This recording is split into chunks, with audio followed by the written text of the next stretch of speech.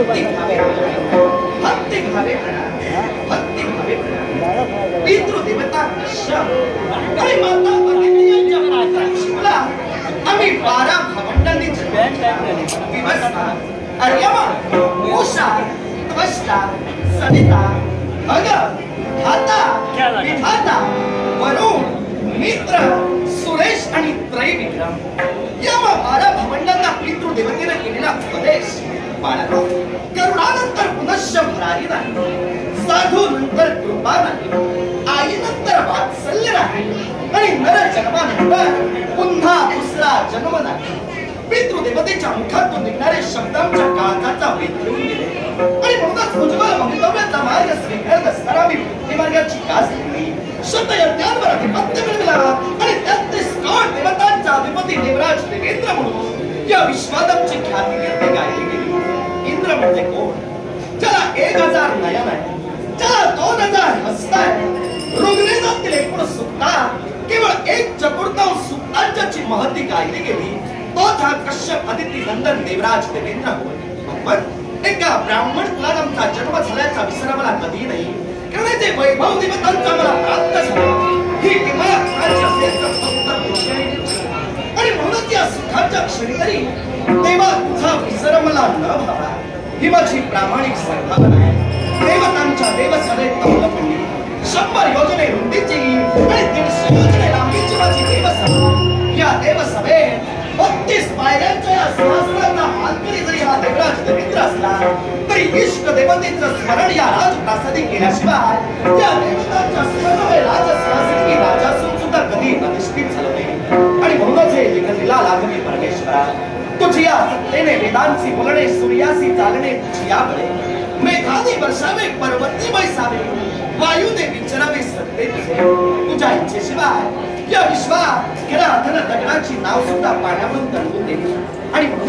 रगडत्या अग्नीच्या पठारावर शेतदेवांच्या नामस्मरणाला मिळू लागली ते तुझं दैवी स्वरूप देवतांचा राजा असून सुद्धा मी ओळखू शकलो नाही आणि म्हणून देवा तुझ्या पवित्र जन्माची एकच कान्य सद्भावना आणि ती सद्भावना कोणती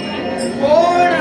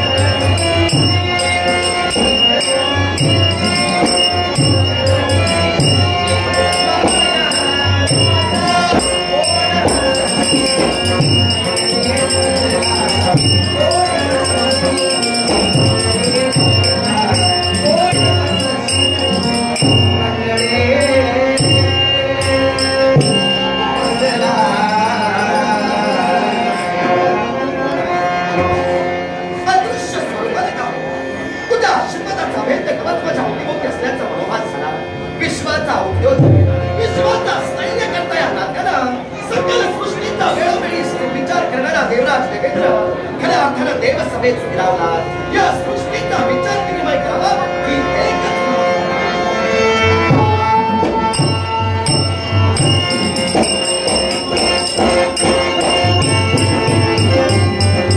स्वर्ग साम्राज्यावर आक्रमण करण्यासाठी सिद्धता केली.